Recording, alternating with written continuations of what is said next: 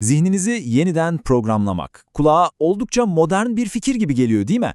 Ama inanın bu fikir yeni değil. Psikolojinin ve felsefenin dev ismi William James bu konuyu bir asırdan daha önce ele aldı. Peki zihnimizi gerçekten kontrol edebilir miyiz? Gelin James'in rehberliğinde alışkanlıklarımızın ve irademizin o gizli dünyasına birlikte dalalım. Bu derin yolculuğa başlamadan önce küçük bir hatırlatma. Eğer bu tür felsefi analizleri seviyorsanız, düşünce dünyasına dair daha fazlasını kaçırmamak için Kitap Felsefe kanalına abone olmayı unutmayın. Şimdi William James'in bize sorduğu o can alıcı soruya gelelim. Hayatınızın direksiyonunda gerçekten siz mi oturuyorsunuz? Yoksa farkında bile olmadan kendi yazmadığınız programlarla işleyen bir otomat gibi mi yaşıyorsunuz? Bu sorunun cevabı beynimizin ta kendisinde, yani fiziksel yapısında gizli.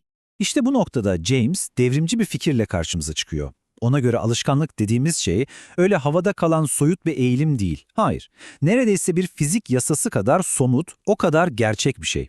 Bu onun hem psikolog hem de filozof kimliğini birleştiren müthiş bir içgörüydü. James'in bu sözleri o dönem için gerçekten de bir devrimdi. Diyor ki, alışkanlık beynimizde açılan yeni bir deşarj yolu, yani yeni bir patikadır.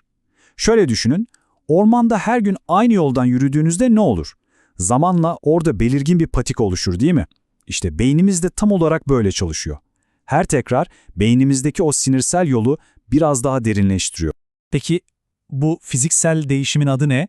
James buna plastisite diyor. Yani beynimiz aslında şekil verilebilir bir malzeme gibi. Her tekrar onda kalıcı bir iz bırakıyor. Tıpkı defalarca katladığınız bir kağıt gibi ya da zamanla tam üstünüze oturan bir ceket gibi. Sinir sistemimiz kelimenin tam anlamıyla eylemlerimizde şekilleniyor. Peki, madem beynimiz böyle şekil alabilen bir şey, bu bizim için iyi mi, kötü mü? İşte James'e göre cevap her ikisi de. Sinir sistemimiz ya en büyük müttefikimiz olacak ya da en amansız düşmanımız. Her şey bizim hangi yolları, hangi patikaları oluşturmayı seçtiğimize bağlı. Alışkanlığın bu iki yüzü arasındaki fark gerçekten de geceyle gündüz gibi. Bir yanda iyi alışkanlıklar var, bizim en büyük müttefikimiz. Araba kullanmayı düşünün. Başta ne kadar zordur, değil mi? Ama sonra bir bakmışsınız her şey otomatik. Zihniniz serbest kalıyor, başka şeyler düşünebiliyorsunuz. Diğer yanda ise en büyük düşmanımız olan kötü alışkanlıklar var. Onlar bizi resmen esir alıyor, irademizi bypass ediyor ve bizi düşüncesiz rutinlere hapsediyor. James'in verdiği örnekteki gibi akşam yemeğine hazırlanmak için odasına gidip kendini yatakta bulan insanlar gibi. Peki bu otomasyon tam olarak nasıl işliyor? Şöyle bir düşünelim. Bir eylem başladığı anda bir zincirleme reaksiyon başlıyor. Her bir adım bir sonrakini tetikliyor. Bir kasın kasılmasıyla ortaya çıkan o his var ya, işte o bir sonraki hareketi otomatik olarak başlatıyor.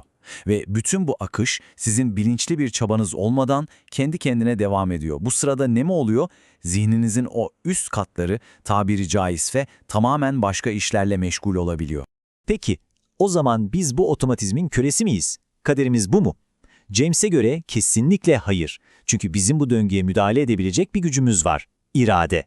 Ama durun, James'in bahsettiği irade o bildiğimiz dişini sıkmak gibi kaba bir kuvvet değil. Hayır, bu bir sanat, bir dikkat sanatı. İşte bütün meselenin kilit noktası tam da bu.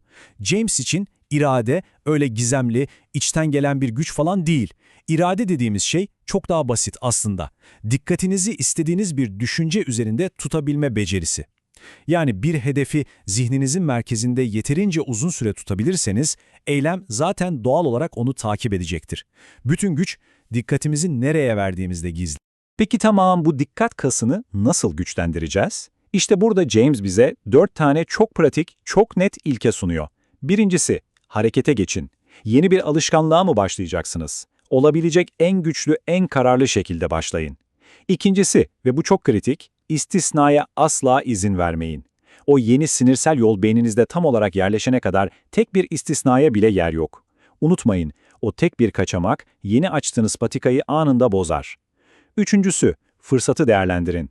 Aklınıza iyi bir fikir mi geldi, bir karar mı aldınız? Hemen o an harekete geçin. Duyguların eyleme dönüşmeden öylece sönüp gitmesine izin vermeyin. Ve dördüncüsü, belki de en ilginci, çabayı canlı tutun. James diyor ki, her gün sırf zor olduğu için, sırf yapmak istemediğiniz için küçücük bir şey yapın. Bu, irade kasınız için bir antrenmandır. Zor anlar geldiğinde sizi hazır tutan bir tür ahlaki sigortadır. İşte bütün bu ilkeler bizi çok güçlü bir sonuca getiriyor. Bizim o günlük eylemler dediğimiz şeyler basit rutinlerden çok daha fazlası. Onlar bizim karakterimizi ve en sonunda da kaderimizi dokuduğumuz ipliklerin ta kendisi. Bu hem inanılmaz bir özgürlük hissi veriyor hem de insanın omuzlarına büyük bir sorumluluk yüklüyor, değil mi? Attığınız her adım, verdiğiniz her karar kaderinizin dokusuna işlenen kalıcı bir ilmek. James'in de dediği gibi iyi ya da kötü biz kendi kaderimizi örüyoruz ve bu asla geri alınamaz. Hepimiz kendimize zaman zaman söyleriz değil mi? Aman bu seferlik sayılmaz. Ama James'in bize gösterdiği şu ki sinir sistemimiz için her şey sayılır. Her sefer sayılır. Erdemin ya da ahlaksızlığın en ufacık bir dokunuşu bile karakterimizde asla silinmeyecek bir iz bırakır. Günün sonunda biz o yaptığımız küçücük şeylerin bir toplamıyız. Ve bütün bu yolculuk bizi bu son soruyla baş başa bırakıyor.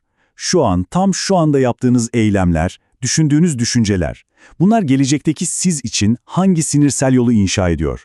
Beyninizde hangi patikaları derinleştiriyorsunuz? Bir düşünün. Gelecekteki benliğiniz bugünkü seçimleriniz için size minnettar mı olacak yoksa sizi mi suçlayacak? Cevap işte tam da şu anda attığınız adımlarda gizli.